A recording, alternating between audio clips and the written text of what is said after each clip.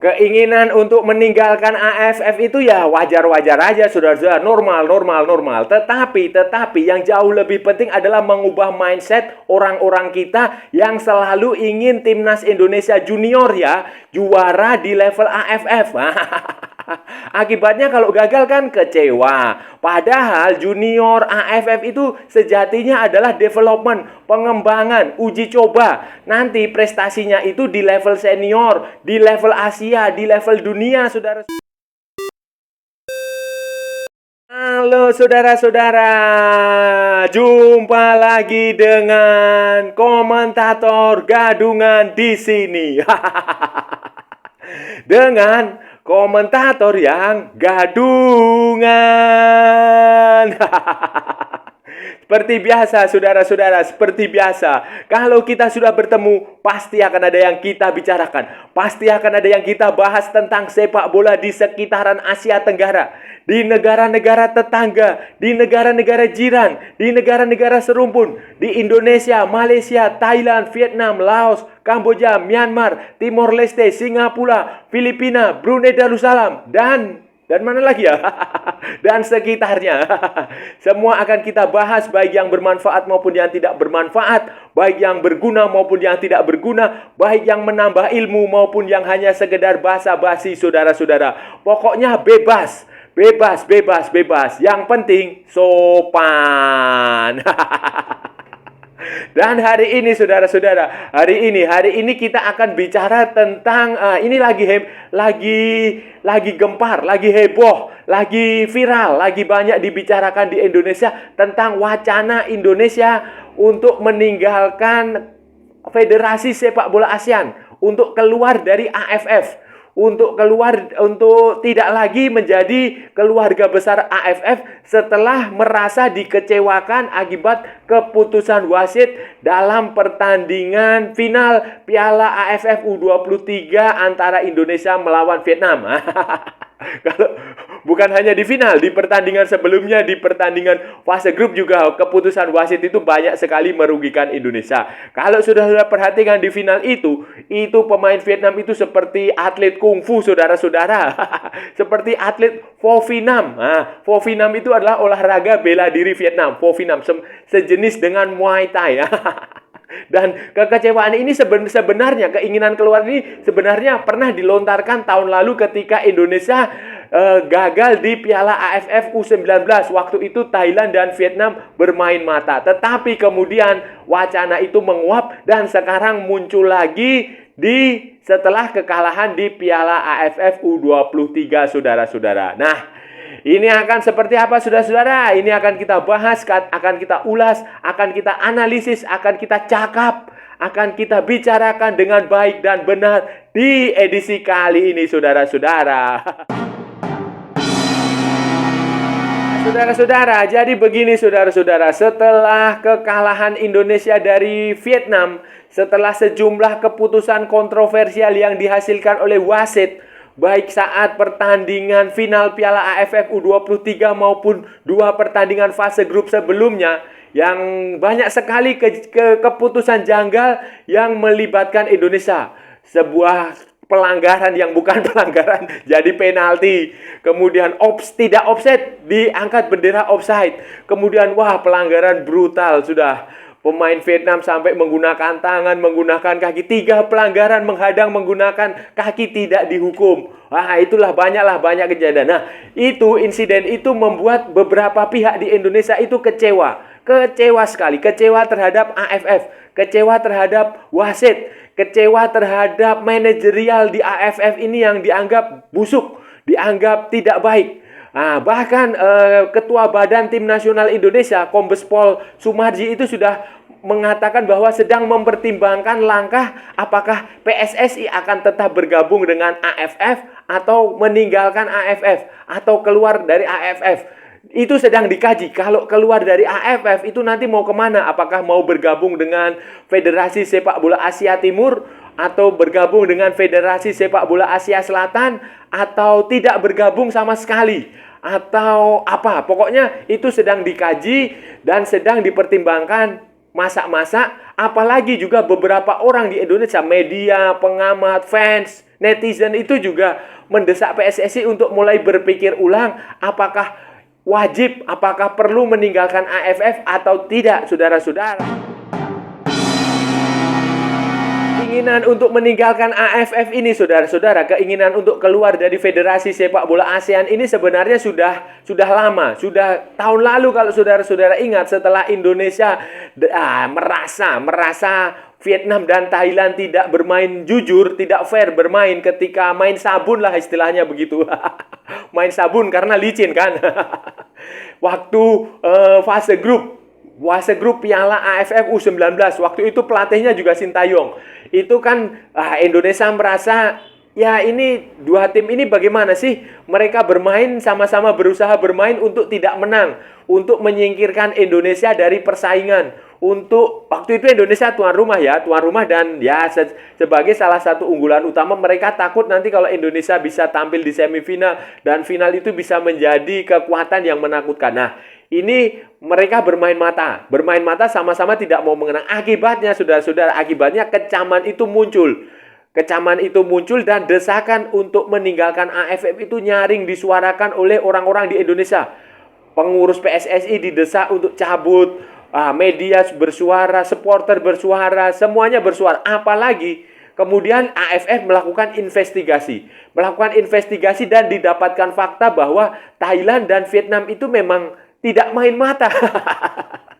Ini kan aneh, saudara-saudara, aneh gitu loh. Jadi mereka berkesimpulan bahwa tidak ada yang salah dari pertandingan Thailand melawan Vietnam. Itu aja. Jadi tidak ada sindikat, tidak ada mafia, tidak ada bandar judi, pokoknya tidak ada kong kali kong lah. Semua mereka menganggap itu wajar-wajar aja, normal-normal aja. Jadi tim yang bertanding untuk tidak menang, untuk berusaha kalah, untuk berusaha imbang, saudara-saudara, untuk tidak mau mencetak gol itu dianggap AFF sebagai sesuatu yang normal-normal saja. Bayangin. Silakan saudara-saudara nilai sendiri dengan akal sehat, dengan pikiran yang jernih, dengan common sense sajalah. Kita menggunakan common sense saja. Orang-orang yang bermain sepak bola itu kan tujuannya menang, mencetak gol sebanyak-banyaknya. Iya kan? Tetapi ini ada tim yang tidak mau mencetak gol, tidak mau menang, hanya cukup puas bermain imbang. Mereka bermain santai, hanya passing-passing di daerah sendiri, kemudian pura-pura lari. Itu dianggap sebagai normal, saudara-saudara.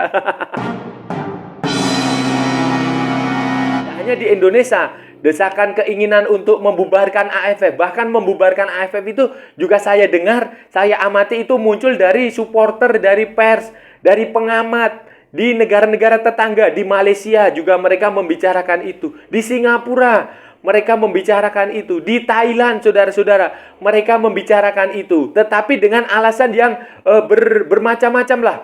Kebanyakan beda dengan Indonesia. Kalau Indonesia ini kan alasannya karena beberapa insiden yang dicurangi wasit lah, mafia lah, apalah. Tetapi kalau di beberapa negara yang saya sebut tadi, di Malaysia, di Thailand, di Singapura, itu kebanyakan alasannya adalah FIFA. Jadi begini, AFF ini ketika menyusun jadwal, menyusun turnamen, menyusun pertandingan, agendanya itu tidak berbenturan dengan agenda FIFA. Tidak beriringan dengan FIFA Matchday. Akibatnya itu banyak pemain utama, banyak pemain bagus, banyak pemain liga itu yang tidak bisa tampil. Nah, ini kan mubazir, saudara-saudara, sia-sia. Dan kalaupun kita memaksa pemain itu bergabung, itu akan menimbulkan konflik dengan klub yang bikin masalah lah. Seperti yang terjadi dengan Sumarji, dengan Thomas Doll, dengan Bernardo Tavares, kan ini tidak enak gitu loh. Jadi itu alasan beberapa negara ASEAN itu, beberapa supporter di negara tetangga kita, beberapa pengamat, beberapa media itu menyarankan, ya sudahlah, kalau memang AFF tidak bisa menyusun jadwal yang sesuai dengan kalender FIFA, ya lebih baik kita bubarkan saja. Sebenarnya begini, saudara-saudara, Federasi Sepak Bola ASEAN ini seperti buah si malakama bagi Indonesia. Menjadi dilema bagi Indonesia, saudara-saudara. Kalau kita keluar kok aneh, kalau kita bergabung kok hasilnya seperti ini terus. Kalau kita tidak bersikap kok desakan dari masyarakat, dari supporter, dari pers, dari media, dari pengamat, dari semua itu kencang. Nah, ini dilema saudara-saudara. Kenapa saya harus mengatakan ini dilema dan semacam buah si malakama saudara-saudara? Karena Indonesia itu sejatinya adalah negara yang mendirikan mendirikan Federasi Sepak Bola ASEAN. Kalau nggak salah itu dia bersama ada 6 negara. 6 negara itu seperti Brunei Darussalam, Malaysia, Singapura, Filipina, dan Thailand. Itu adalah pionir, pendiri AFF. Dan yang paling menarik adalah AFF itu, Federasi Sepak Bola ASEAN itu didirikan pada 31 Januari 1984 di Jakarta. Walaupun kemudian markasnya itu kalau nggak salah di Malaysia, di Kuala Lumpur, saudara-saudara, di Putrajaya Malaysia, tetapi pendiriannya dilahirkan oleh Indonesia, di Jakarta, saudara-saudara. Waktu itu ada 6 perwakilan dari 6 negara ASEAN itu, mereka mengadakan pertemuan informal di Jakarta. Mereka itu seperti Hamzah Abu Sabah, kemudian Hamzah Abu Samah, kemudian ada Peter Velapan, kemudian ada Hans Padelaki, kemudian ada Fernando Alvarez, kemudian ada Pisit Ngampanik, Theo Chong Te, dan Yap Bon Chuan. Nah, itu adalah orang-orang pendiri AFF pada 1984, pada 31 Januari 1984 di Jakarta, saudara. Sebagai pendiri, saudara-saudara, bukan hanya sebagai pendiri, Indonesia itu juga dipercaya sebagai ketua AFF edisi pertama. Periode pertama itu ketuanya, presiden AFF-nya itu dari Indonesia. Dia adalah Bapak Kardono. Bapak Kardono ini adalah mantan ketua umum PSSI yang cukup sukses lah. Waktu memimpin PSSI dia cukup sukses. Itu dia memimpin dari selama 10 tahun, 1984 sampai 1994.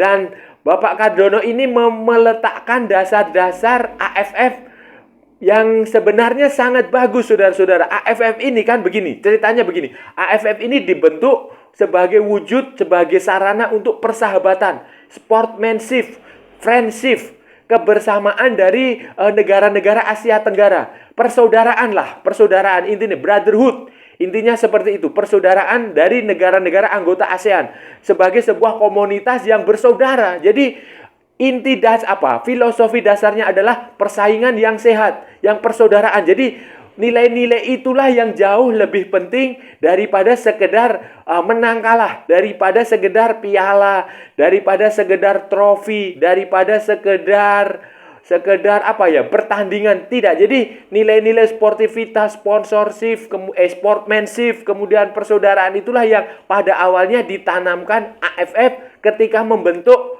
Federasi Sepak Bola ASEAN. Nah, itu. Dan turnamen AFF pertama yang digelar itu Piala Tiger tahun 1996. Itu juga berdasarkan inisiatif salah satu pemikiran yang dilakukan oleh Kardono ketika itu, dan tentu saja dengan pengurus-pengurus AFF lain yang merasa bahwa ASEAN ini harus punya event selain SEA Games. Pertandingan selain SEA Games untuk mempererat persahabatan. Karena SEA Games itu kan sejatinya juga untuk mempererat persahabatan, persaudaraan, sportivitas, itu fair play. Nah, kemudian dibentuklah itu tadi Piala Tiger. Sekarang namanya Piala AFF tahun 1996. Itu sudah jadi memang benar-benar dilema bagi Indonesia. Selain Kardono dari Indonesia, saudara-saudara, selain mantan ketua umum PSSI yang cukup sukses lah waktu Bapak Kardono itu memegang PSSI, itu AFF itu juga pernah dipimpin dan sedang dipimpin oleh beberapa orang. Ada dari Thailand itu seperti Vijit Ketkaev, itu memimpin AFF dari 94 sampai 96. Kemudian ada Tengku Tan Sri Datuk Sri Ahmad Ritaudin, itu dari Malaysia tahun 1996 sampai 2007. Kemudian ada lagi Sultan Haji Ahmad Shah, itu dari 2007 sampai 2019, itu dari Malaysia. Dan yang sekarang ini sejak 2019 itu adalah Jenderal Kiev Samet dari Kamboja. perwira dari petinggi di militer Thailand, di militer Kamboja, saudara-saudara. Nah, dari waktu ke waktu itu, AFF itu terus berkembang, saudara-saudara, terus berkembang. Tadinya kan hanya ada satu turnamen Piala Tiger yang sekarang disebut sebagai Piala AFF, Mitsubishi Electric AFF Cup atau apalah itu. Kemudian berkembang lagi menjadi Piala AFF U16, Piala AFF U19, Piala AFF U23, kemudian ada Piala AFF Wanita. Piala AFF Wanita juga berkembang dari U17, U19, nah semuanya berkembang. Kemudian keanggotaannya juga berkembang dari tadinya yang hanya 6 tim, kemudian bergabungnya beberapa negara lain yang di kawasan Asia Tenggara, termasuk Timor Leste. Kemudian ada juga ketika, ini yang paling baru, ketika Australia memutuskan meninggalkan Oseania untuk bergabung dengan AFC, Australia kemudian memutuskan bergabung dan diterima untuk menjadi bagian keluarga besar dari AFF ini. Australia ini memang masuk ke AFF karena geografis dia yang memang hanya berada di selatan Indonesia, di selatan Kepulauan Timor. Jadi ya memang dia masuk ke AFF, lebih cocok masuk ke AFF. Dan waktu itu ketika Australia masuk ke AFF itu juga anggota AFF, 11 anggota AFF lain itu juga setuju dan tidak mempermasalahkannya. Tetapi ini waktu itu kalau nggak salah itu anggota juga memberikan syarat, dan Australia sendiri juga punya keitikat baik, punya keinginan baik. Syaratnya adalah Australia ikut AFF tetapi hanya di level U17 dan U16, saudara-saudara. Jadi di level U19, U20, U23 senior itu Australia tidak ikut ke AFF. Kalau nggak salah mereka seniornya nggak ikut kemana-mana, tetapi kadangkala dipanggil, diundang untuk untuk ikut di kompetisi yang ada di Asia Timur bersama Jepang, Korea Selatan, Cina, Hong Kong. Seperti itu yang levelnya jauh lebih bagus. Kenapa Australia tidak ikut di level selain U17, saudara-saudara, selain U17 dan U16? Karena ya kita tahu sendiri kualitas Australia, level Australia, sumber daya Australia itu kan levelnya Piala Dunia. Mereka sudah berkali-kali ikut Piala Dunia. Sementara negara ASEAN lainnya yang baru ikut Piala Dunia kan hanya Hindia Belanda. Saudara, sebenarnya kalau Indonesia mau itu sebenarnya bisa mengikuti apa yang dilakukan Australia. Kita bisa ikut, kita bisa milih, kita tetap tidak meninggalkan AFF, tetapi kita bisa memilih turnamen-turnamen mana yang kita rasa perlu kita ikuti. Misalnya kalau kita merasa U16 itu perlu ikuti, ya kita ikuti. U16 itu penting karena itu adalah remaja, level remaja. Kemudian U19 kalau kita mau ikut ya kita ikut. Berapa lagi? 23 kalau kita merasa tidak perlu ikut ya tidak usah ikut. Senior kalau kita merasa tidak perlu ikut ya tidak perlu ikut. Begitu saudara-saudara. Jadi kita pilih-pilih saja seperti Australia. Jadi kita bisa ikut, kita bisa tidak ikut. Karena saudara-saudara, yang jauh lebih penting itu sebenarnya adalah mengubah mindset, mengubah pola pikir kita, mengubah cara pandang kita, mengubah khususnya bagi supporter, bagi media, bagi pengamat yang ada di Indonesia. Khususnya yang bocil-bocil itu. Kenapa saudara-saudara? Karena setiap kali tim nasional Indonesia, khususnya di level junior, bahkan juga di level senior, itu selalu dibebani target juara. Kalau level AFF itu harus juara, harus menang, harus main indah, harus main tiki-taka, harus mencetak gol 5-0, 10-0, 100-0, 11-0. Itu mindsetnya, mindset kita itu seperti itu. Dan menurut saya itu mindset yang harus dirubah, harus diperbaiki, karena itu tidak benar saudara-saudara seperti itu. AFF itu kan sebenarnya hanya pertandingan uji coba, hanya pertandingan pemanasan, hanya turnamen kaleng-kaleng, hanya piala ciki. Trofinya aja dari trofi bekas bekas kaleng biskuit Kongguan. Jadi itu yang harus diluruskan. Akibatnya apa? Akibatnya ketika Indonesia gagal itu kecewanya setengah mati. mereka ya kecewa berat sehingga memunculkan berbagai macam komentar. Padahal kan ya seperti yang saya bilang, ini hanya turnamen kaleng-kaleng. Kemudian di junior, level junior itu nggak perlu dibebani dengan piala, nggak perlu dibebani dengan trofi, nggak perlu dibebani dengan prestasi. Karena apa? Karena junior itu sejatinya adalah development, pengembangan. Jadi yang diberikan mereka ya berikan saja mereka kesempatan bermain yang sebanyak-banyaknya, menimba pengalaman, menimba ilmu, bertampil di kompetisi internasional. Itu yang jauh lebih penting. Karena begini, karena yang sukses di level junior itu nanti belum tentu lanjut ke level senior. Anda tahu, Arjen Robben, kemudian Robin van Persie. Robin van Persie itu seangkatan dengan Rafael Maitimo. Itu di juniornya seangkatan Rafael Maitimo. Seangkatan juga dengan Serginho van Dijk, si Arjen Robben. Tetapi kan Anda bisa lihat, Robin van Persie lanjut ke level senior main di internasional, sementara Rafael Maitimo, Sergio Van Dijk itu main di Indonesia. Jadi artinya apa? Artinya junior itu development. Jadi tidak usah kita tuntut untuk menjadi juara. Dan itu sudah kejadian alumni Piala AFF U19 Indonesia yang tahun 2013, generasinya Evan Dimas. Kemudian generasinya Bagas Bagus di U16 itu kan banyak juga yang tidak lanjut ke senior.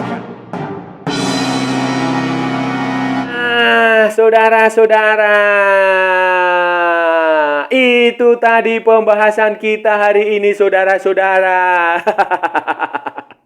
Kita sudah bicara panjang lebar tentang Federasi Sepak Bola ASEAN, AFF, ASEAN Football Federation, tentang wacana, tentang kehebohan, tentang diskursus, tentang isu yang menyatakan yang menghendaki Indonesia meninggalkan AFF, tentang keinginan sejumlah orang yang mendesak supaya Indonesia keluar dari Federasi Sepak Bola ASEAN karena sejumlah kejadian yang dianggap tidak menyenangkan untuk sepak bola Indonesia, khususnya untuk tim nasional kelompok umur, tim nasional junior kita. Itu tadi kita sudah bicara panjang lebar, kita sudah membahas sejarahnya AFF itu seperti apa, kita juga sudah membahas untung rugi kalau kita meninggalkan AFF. Kita tadi juga sudah memberikan solusi, memberikan alternatif yang bisa diambil, seperti mencontoh apa yang dilakukan Australia yang hanya ikut di level U17 tetapi tidak ikut di level senior ke atas. Dan saya rasa sudah cukup ya saudara-saudara pembahasan kita hari ini. Kalau ada salah-salah ya saya mohon maaf. Namanya juga gadungan saudara-saudara. Wajar kalau gadungan itu salah. Tetapi kalau benar saudara-saudara, berarti sebuah kebenaran. Kalau saudara-saudara merasa channel ini bermanfaat, berguna, menghibur, menginspirasi, silahkan like, share, and subscribe. Tapi kalau tidak saudara-saudara, abaikan saja. Skip, jangan ditonton, tetapi jangan juga di-report. Kasihan saya saudara-saudara. Ikuti pula akun media sosial Komentator Gadungan, ada di Instagram, ada di Facebook, dan ada di TikTok. Oke saudara-saudara, sampai bertemu lagi di edisi-edisi berikutnya dengan tema-tema yang jauh tidak berguna, dengan tema-tema yang jauh tidak bermanfaat, dengan tema-tema yang jauh lebih membosankan. Oke saudara-saudara, salam olahraga dan merdeka!